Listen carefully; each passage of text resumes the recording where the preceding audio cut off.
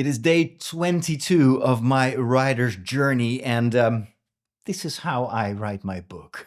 I have gloves on because this is hopefully, let's pray that this is the last day in the cold. Tomorrow, they're going to replace the entire heating system, and hopefully that can be done in one day, so that hopefully by the end of tomorrow, it will finally be normal. It doesn't have to be warm. Right now, 14 degrees Celsius feels like it's summertime. But yeah, I'd be very glad to be able to type without my gloves on.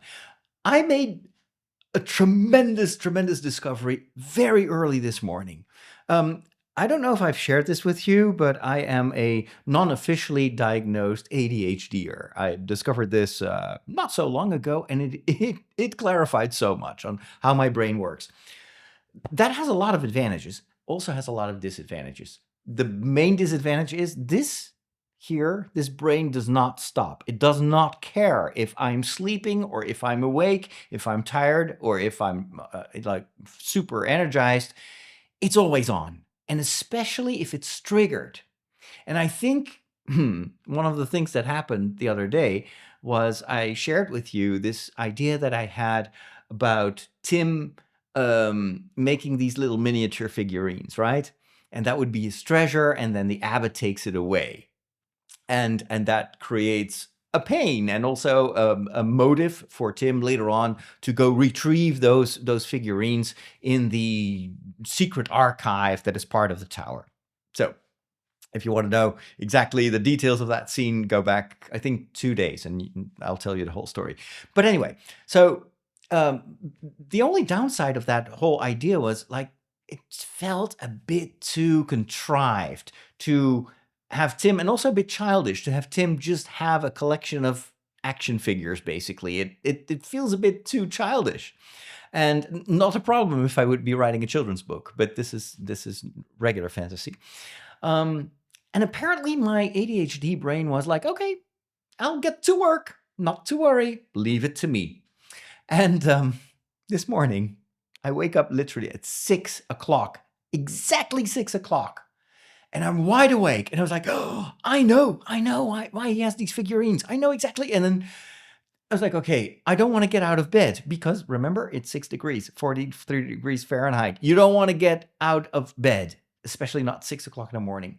What do? Well, I have my watch. I have that recording app. So I pressed record. And in a very, very sleepy voice, it's always fun to listen back to it when you're a little bit more awake. I recorded this first idea. Like, okay, I'll let you know in a minute what that is. And then I was like, okay, so now it's recorded. I can go back to sleep. And that's what I did. So I closed my eyes. 5 minutes later, I kid you not, it's like, wait, I've got another idea. And it was a really good idea. At least it seemed so at the time. Record another 4 minutes explanation of what the idea was. And I was like, okay, now I'm done. Now I can finally sleep a little bit more. And then, 5 minutes later, again, I wake up and I've got this other idea that kind of plays with the previous two ideas. And I was like, dude, seriously, I love these ideas, but let me sleep. So I recorded the third idea. Now, there is, of course, a possibility that those ideas in the moment seem fantastic, right? And that later on, when you reread it, you're like, what was I thinking? Why did I even wake up? It's totally rubbish. It doesn't make sense. It's completely incoherent. This was like 2 hours before coffee time. But I just transcribed those ideas, and then I had AI make a summary of those thoughts. And I was blown away. This is a very important key to what happens to Tim. So here's what I came up with, or what my brain came up with, because I was an involuntary victim of this. Tim makes these little figurines, but he has a specific reason to do so, because Tim is not just working with the farm animals around the monastery. No, he's also helping kids he's teaching them, basically, which is something that the monks have always done in the Middle Ages. They always provided education they taught people to read, to sing, all sorts of stuff. So Tim is helping a few kids to by just teaching them about nature, about faith, etc. But in order to make his teachings a little bit more interesting, he creates these little figurines. And what do you know? Tim actually has some inherited natural magic. And I'll explain why I say natural magic. It's just something that he knows. He doesn't even know that it's magic. It's just something that he's always done as a child. And so what he can do is he can bring those little figurines to life. So they become like the holographic chess pieces on the Star Wars round chess thing in the Millennium Falcon, right? So they walk around and the kids love it. And by showing these, and the figurines are like little fairies and little gnomes. And I did some research, and actually those fairy tales go back like 500 BC. It's like super ancient stuff. And then when Christianity arrived, gradually those ancient Celtic mythological creatures turned into the fairies that we know. So it totally fits with the story that I'm telling. So he creates these fairy characters, these gnomes, and let them, and they just play around. And then one of the other monks sees this and reports him to the abbot, and the abbot is furious.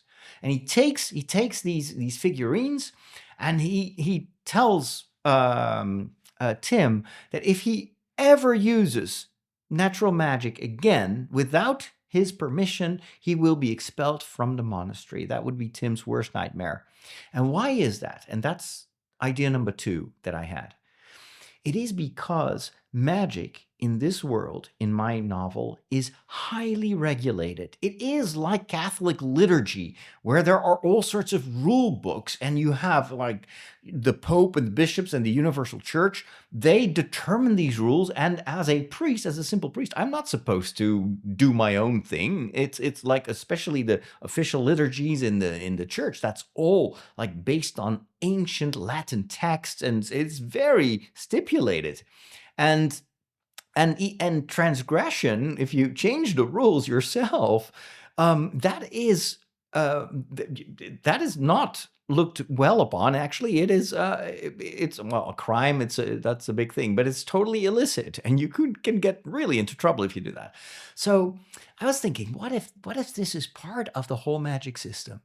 That magic, because it's so powerful, but also and so also dangerous if other people use magic with nefarious intents and purposes. What if there's this whole rules and regulation system around the use of magic, and only licensed story mages are allowed to use magic? So a story mage would basically be the equivalent of an ordained priest or an ordained minister, right? You need to have the official mission, so that it's more protected, that what you do is in line with what magic is supposed to be used for. And here, Tim doesn't know that. Tim just has always used a bit of magic because that's what they did in their family, and he sees no wrong. He's helping these kids, and so he feels so wronged by this harsh punishment.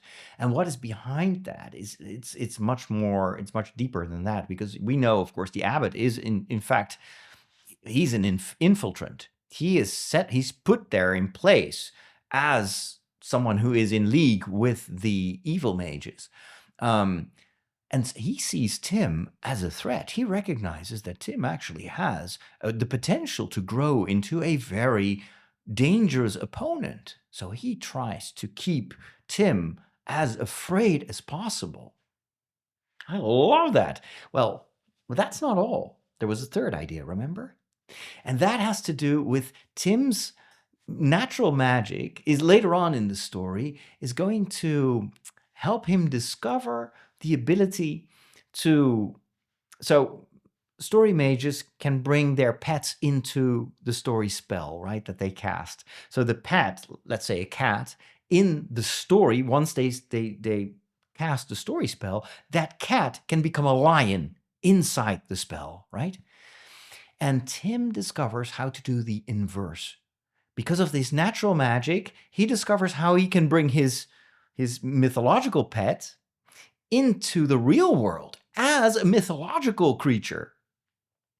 And then it goes even beyond that. He discovers that the more these pets go back and forth between these realities, the stronger, the bigger, the more incredible they become. And this will allow me later on to do something very cool with the figurines. And here is what that is. Because any story mage can bring a pet into a story spell and turn it into a mythological beast, right? Because that's just part of what they learn to do as story mages. But that only works with living creatures. Only a living being can play a role in the story. But Tim is the only person on the planet, at least as far as we know, that is able to bring inanimate objects into a story spell and bring them to life. And so he brings these gnomes and these fairies that he recovers into the story spell, and that becomes a tiny little army of gnomes and fairies. And at first, that's these little miniature helpers that are going to help him for whatever quest he needs to go on. But then he discovers that if he brings these creatures back to reality, they grow stronger. And if they go back and forth, every time they hop between realities, they become more formidable. And that is how, at the end, in the end battle, he has an army.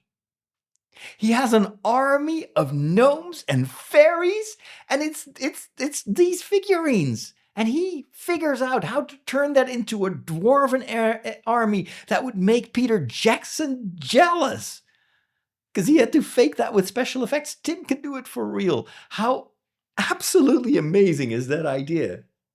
And so I'm so incredibly surprised by how creativity works. Because this morning I was like, please stop. I don't want to think about my novel right now.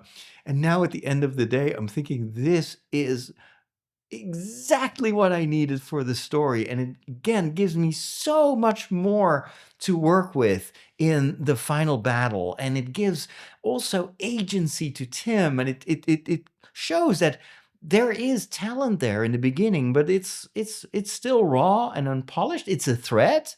So there is also a reason for his opponents to keep an eye on him, and for Tim, his growth is also going to be able to to trust his innate magic and to develop it despite the rules. So Tim goes from being an extremely obedient, nice guy who always wants to please everyone, super obedient because otherwise he fears that he's going to be expelled. He grows into someone who knows that this gift is not to be regulated, that these rules are not meant to suffocate the talents that he has received. And so this becomes a story of religious emancipation, you could say. I love it. I absolutely love it. That's what I wanted to share with you today. I will see you tomorrow. Let me know in the comments what you think.